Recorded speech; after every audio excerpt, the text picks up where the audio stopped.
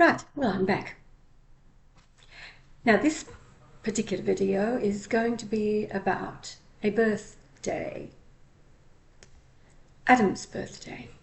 Today, Adam is 34 years old, and it was 17 years ago exactly, on Adam's 17th birthday, that I found Yah. And he would always correct me that he found me. The YouTubes were the lure. For indeed, it was 7 years before I found him, so it was May 2001. April 2001. He'd written to Connie Becker in the USA and said, now all I do, continue my research, but wait for Martha and Lazarus to come in. So it was Adam's 17th birthday, so March 30th, 2008, that I found Yahweh, because David Clues sent a link to me into my Hotmail. Adam was staying at my mother's place. We'd had his birthday dinner there. I came home alone and picked up the landline telephone to hear the message from David Clues that he'd sent me a link to a video YouTube because there was this fellow in Melbourne saying that he was God, and David knew that I had been looking for the Christ on the earth, knowing the whole world had been deceived, and he used to call me the God woman. So I clicked on the link, and voila, that was it. Nostradamus 13. And before Yah could say, that's me, I knew finally I had found him. And it was the very next day, March the 31st, 2008, that I picked up the phone and I just asked for Michelle Nye. That was the channel he was using at the time. I had no idea that the phone number was actually on the channel. I just picked up and asked for Michelle Nye, and I was put through within about 30 seconds, not having to give any other information like Greensboro, Victoria, anything like that. Now back to Adam's birth. It was and it's only later when I found Yah that I realized how incredible Adam's birth was. And many of you know the story, but I'll tell it again. I've been impressed by Yah to tell the story. It was Saturday, Easter Saturday, 1990. So it was March the 30th, but I was living in outside of Vancouver, still in BC, Canada. We lived in the town called Tsawwassen, which was the last stop before catching the ferry across to Vancouver Island, which is where Yah was living at the time, but I had no idea. He was back in Port Alberni, and my family had moved to Canada. We arrived on September 22nd, 1990. So now, and I was already 3 months pregnant with Adam, and so now this was his birthday. I went in, yes, all right, tell the whole story. Okay, the day before Adam's birth, I was riding around in the passenger seat of a Peterbilt truck. Now, the Peterbilt had been converted into a motorhome, and it had been done by a younger man by the name of John Loss, who became a very good friend for all the time that I was in Canada. And it was John's imagination. Now, with the message from Ezekiel, imagine, imagine, imagine. And Hayley, yes, you've got it right, darling. Your comment already underneath the video. So the motorhome that I was in the passenger seat, 42 feet long, it was beautiful. It was stunning, and it was one of the very first, if not the first, throughout North America to build a motorhome on the chassis of a Peterbilt truck. So I got used to, it was the motorhome that was the movie star, because whenever we were in the motorhome driving down through the USA, when we stopped at campgrounds, people would line up wanting to see what was inside the motorhome. So it became famous, and it went to lots of trade shows, Nashville, all throughout the USA during this time. But this day, the day before Adam was born, I'm riding around in the Peterbilt, in the motorhome, and we go to Canadian Tire at Burnaby. Now, I hadn't been there before. Before I left Australia, I had a dream, and in the dream, I was standing in this enormous supermarket, and I was just marveling at how wide the aisles were. And in the supermarket, there were people on roller skates everywhere. And I just remember standing there going, oh my God, this is incredible. That was fulfilled on the day before Adam was born at Canadian Tire in Burnaby. We were there with Grandma and Grandpa and the girls and all of us inside of Canadian Tire. And I'm out here pushing a trolley, and the aisles were so wide. They had everything in that place. And the people working there used roller skates to get around. So that was the fulfillment of my dream before we left Australia. Next morning, 6 o'clock in the morning, I went into labour.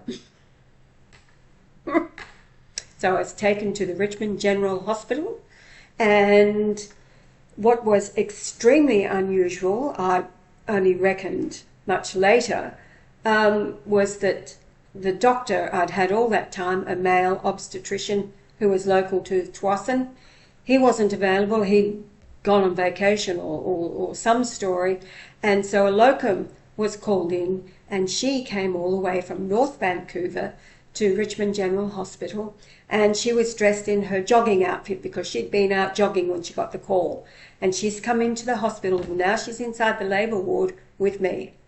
Now, for my 3 other children, the doctor wasn't there at all. Well, certainly not throughout the labour.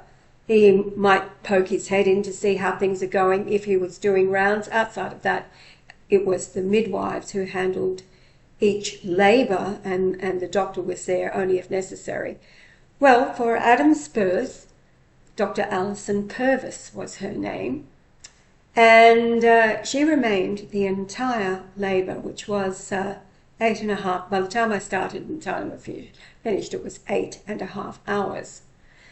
And during that time, I was walking, breathing through the contractions, and when things got really tense, there was silence in the room. And then I'd give the indication, okay, we can talk, we can breathe again, we can laugh, we can tell jokes, whatever we like, to get through this labour. Then it came to the really hard work of pushing in the chair, and 3 pushes. Now, at the height of the climax of each push, I left my body, and I was at the cross of April 3rd, 33 AD. And I'm standing there, and Isaiah 53 verse 5 is going through my mind, and I'm looking up at the bloody mass of a man on the cross. And Mel Gibson's Passion of the Christ doesn't have anything on the reality of the brutality of that day. 3 times. Once the contraction lessened, I was back in my body, and it was like, okay, I'm still here until the climax of the next for the push. Then I was back at the cross, not aware of where I'd come from, much like Yah when he was back in the school playground and he was taken back in time. I had no idea that I had come from giving birth to my son. 3 times. And then the 3rd time, again, the climax would build, and the 3rd time, Adam was birthed. Now, he, on the APCAR score that all babies are scored on, he was given a 9, and which meant he was peaches and cream, perfection. Dr. Alison Purvis was totally amazed, and she told me that my delivery had been the most controlled labour and delivery she had ever witnessed. And all around me, of course, at the other labour wards were a lot of Chinese and a lot of Indian women as well. Of course, they've migrated into Vancouver to be a large part of the country now, but we could hear the screams coming from the other labour wards. However, Adam's birth, being the fourth, was truly, yes, the most controlled. And it for the birth of each child, I was a praying woman. And after Ali, I learned to be really specific in my prayers when it came to giving birth. And so I got exactly what I prayed for, each of the children, and Adam I really learned.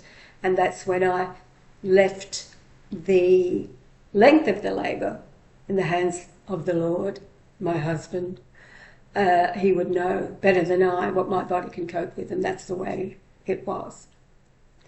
Now, years later, of course, fairly recently, I learned just how strange it was that the doctor was there all of that time as a witness for Adam's birth. And then it was 2011, because Adam and I left Canada together, all together, on July the 25th, 2004. He came with me, and he told his friends at the time that he was looking for God. Yeah? Where are the old towns?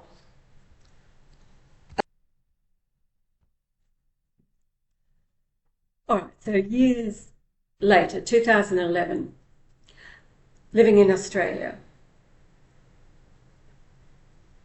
Let's back up. It's all right, I was disturbed by the birthday boy at the moment who suddenly needed attention. All right, so yes, Adam had told his friends, I'm going to find God, and it was Adam. Months before I did find Yah, that Adam and I were standing in the courtyard of 2 Tulip Close, which is the place I'd rented when I found Yah. And he said to me, Mum, who's Malachi? And I said, well, Malachi is the last book before the New Testament. And he said, because Malachi is saying to me that the Lord himself is going to stand in this place. And then about 19 shooting stars. Adam signs to him shooting stars whenever he's pondering or asking questions. And sure enough, of course, it was his 17th birthday, so 17 years ago today, that I did find Yah because of the link that David Clue sent to me. But fast forwarding to 2011, I applied to Canada for Adam's birth certificate. That's what I requested. I paid the $60, whatever it was, for Adam's birth certificate. And what was sent to me was Adam's live birth record. It was the paper that I filled out in Richmond General Hospital. It's in my handwriting. It has my signature on it. And it is called the Registration of Live Birth. Now, we're all familiar with the straw man and this world that, the whole straw man, call it BS because it still is. That the birth certificate is raised from the live birth record that is taken into a court, and when the baby's not present, stamped, intested, etc. You're all very familiar with that. Well, there's probably many in the world, certainly in other countries who don't have the system, like Papua New Guinea didn't have a system like Australia, and they were trying to introduce it. But in the Western nations, does anybody know out there of anybody who has received the live birth registration when requesting the actual certificate? Anyway. So what does it mean? They recognised Adam as alive, the authorities.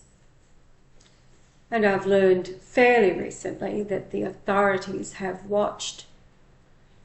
Well, I knew he'd been watched before I found Yah, but going back to his birth, where Dr. Alison Purvis stayed the entire labour as a witness to Adam's birth, that took on a whole new meaning. All right, so many of you are also familiar with the stories in older uploads of Adam telling about his adventures along the way. He's had his own adventures, as I've had mine, as Yahweh had his, as you've had yours. This is called your story, my story. His story was Yahweh's story. And the culmination of it all is growing into the wisdom, knowledge, and stature of that marvelous human being that God has created each one of us to be. And our imagination, when I think back to the 9 years that it took me to find Yah, because that's how long I was looking for him. Started long before I left Canada. And he would say, but I knew where I was the whole time. Yeah, well, it was all about the timing. And when I did find him 17 years ago tonight, the stars above, because I went home alone, the stars above, that's what they were saying, alone, alone. And I began to watch his dinky little backyard videos on the Michelle Nye channel at that time. He had 141 of them, and I watched most of them that night until about 5 in the morning when I fell asleep, and then I'm pretty sure it must have been 9:11 the next morning. I picked up the phone and just asked for Michelle Nye. And the rest is his story, and my story, and Adam's story. I would say to people that Adam was the one that would pick up on Yah's thoughts and his emotions and his physical discomfort or well-being more than anybody else on the planet.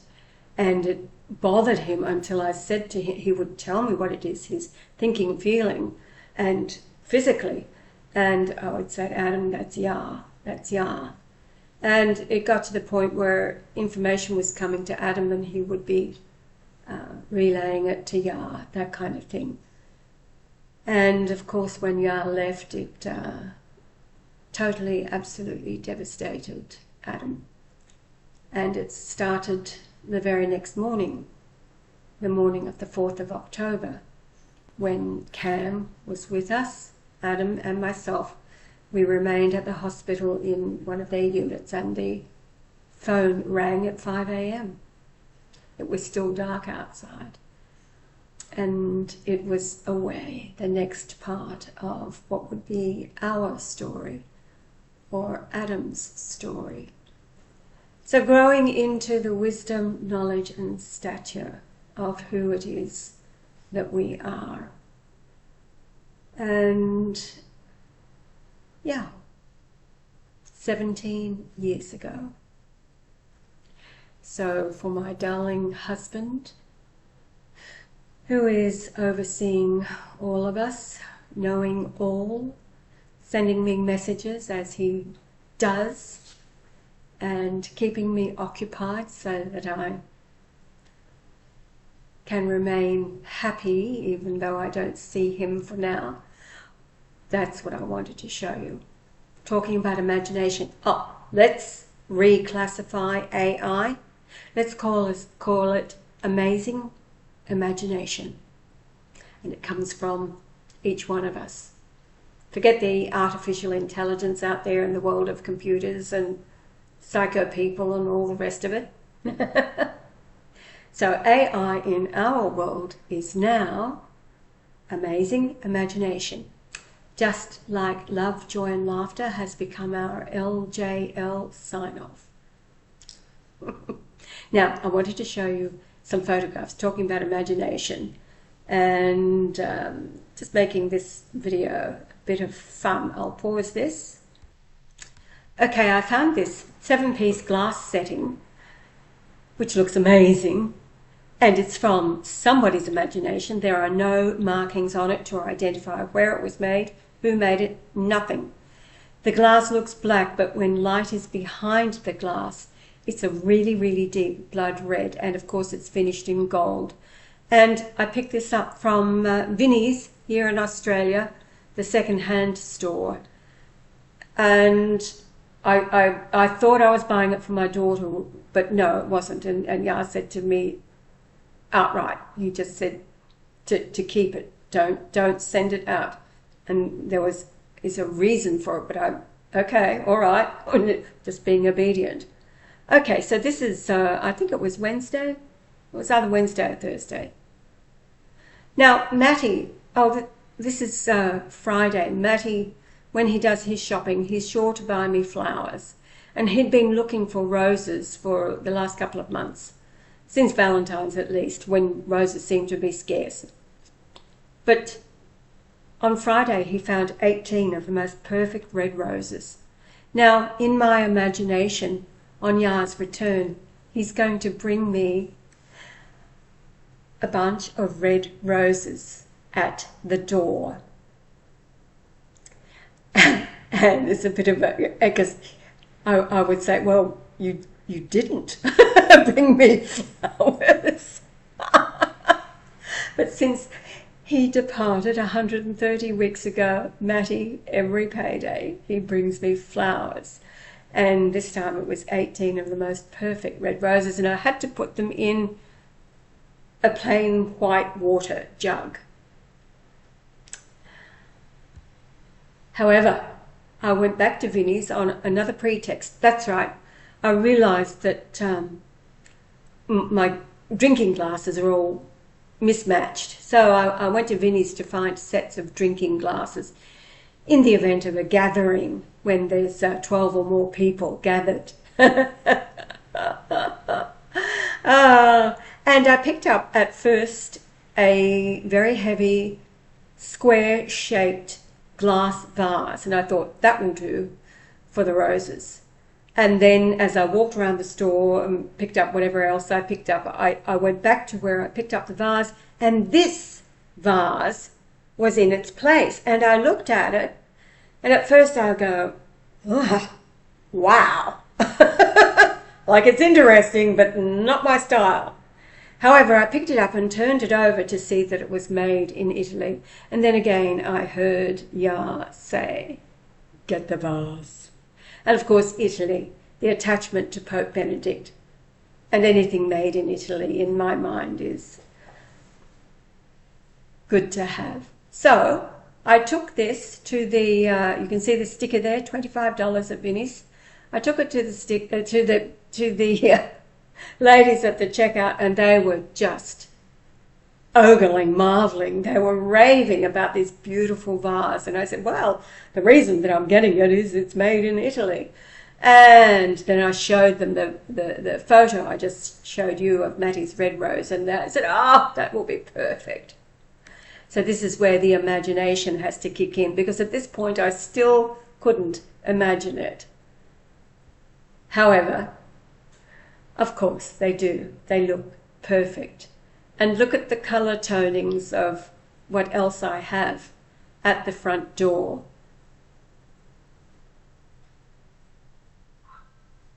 So yes, my imagination was limited here, but the maker, the creator of the vase, his imagination was pretty spectacular.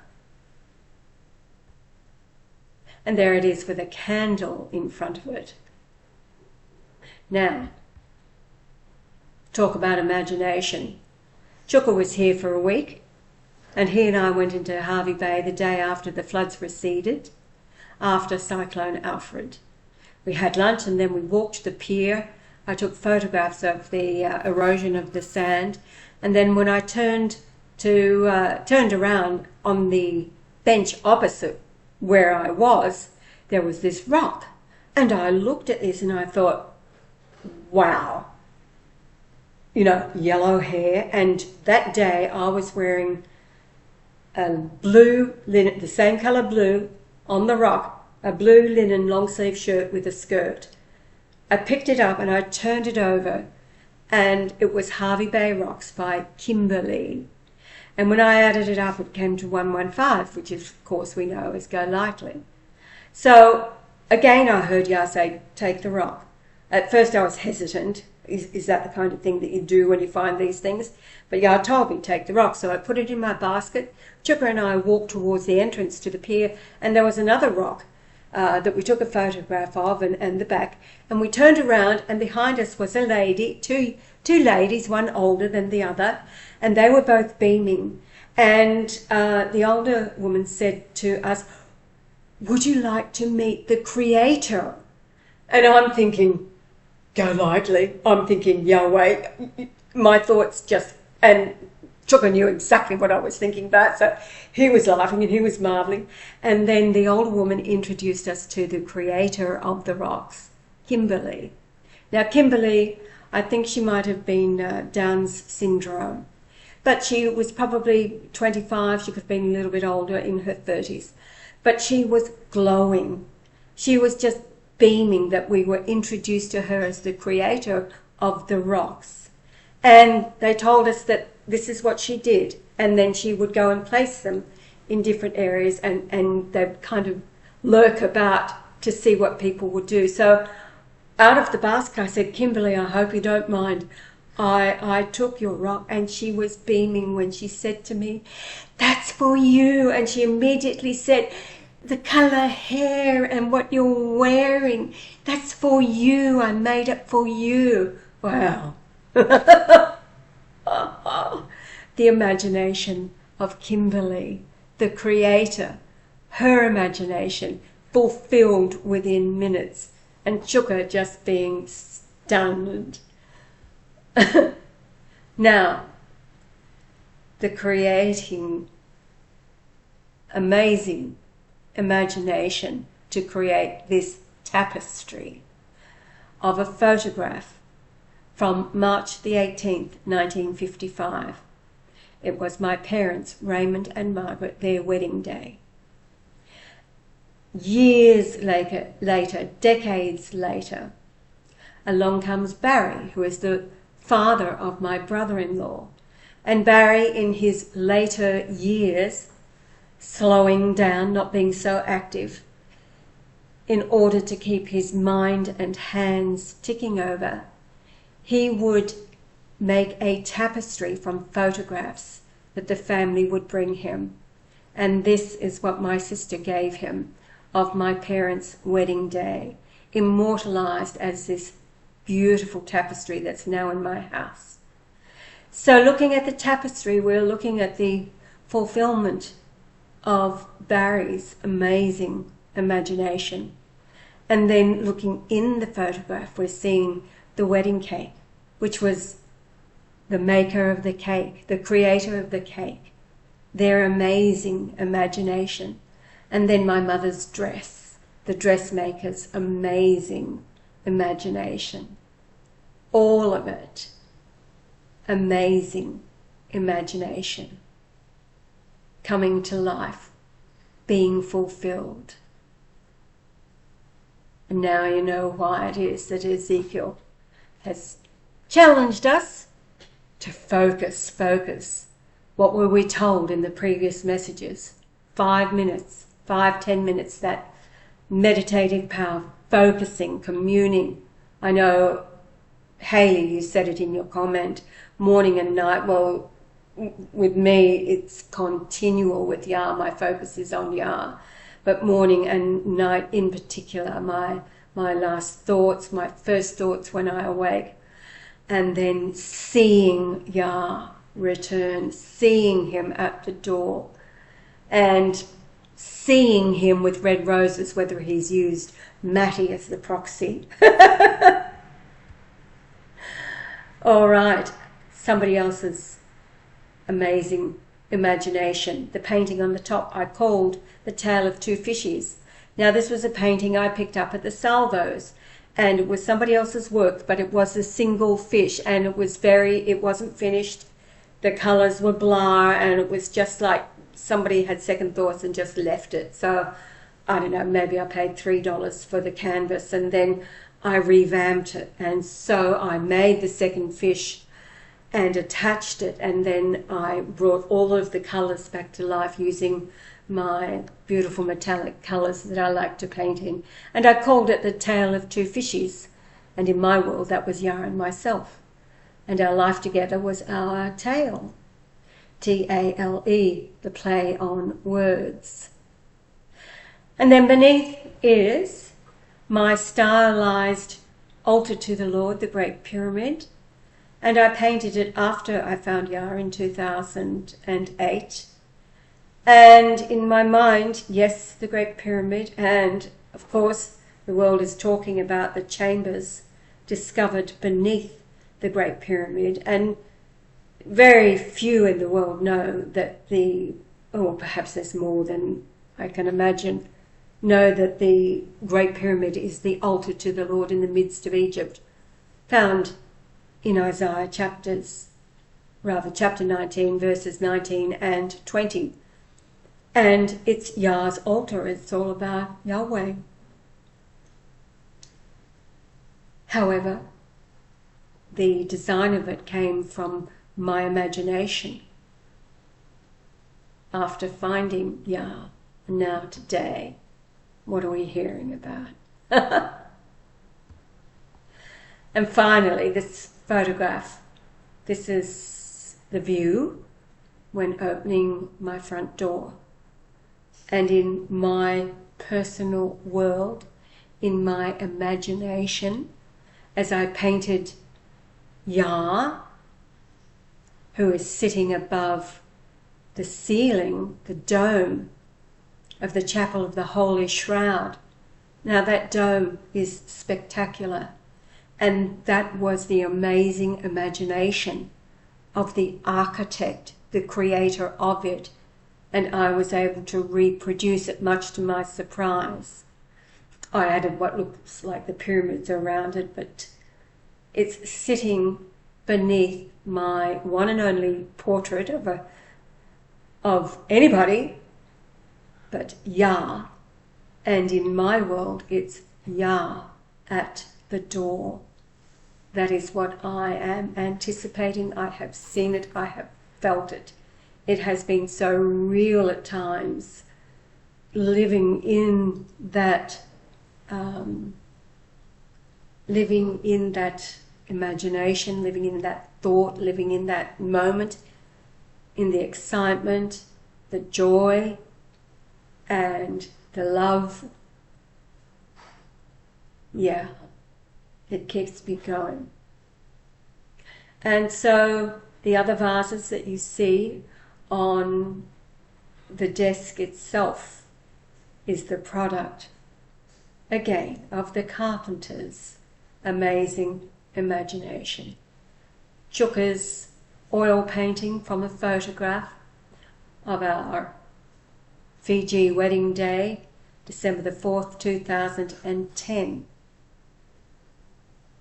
All of these things, the flowers themselves, the basket that's woven, the vases, the painting of them, everything has come from the amazing imagination, the AI, from in living, breathing human beings made in the image of God, the creator of glorious sunrises, spectacular sunsets, the awesomeness of storms raging, the beauty of his creation, from the imagination, the amazing imagination of the Creator.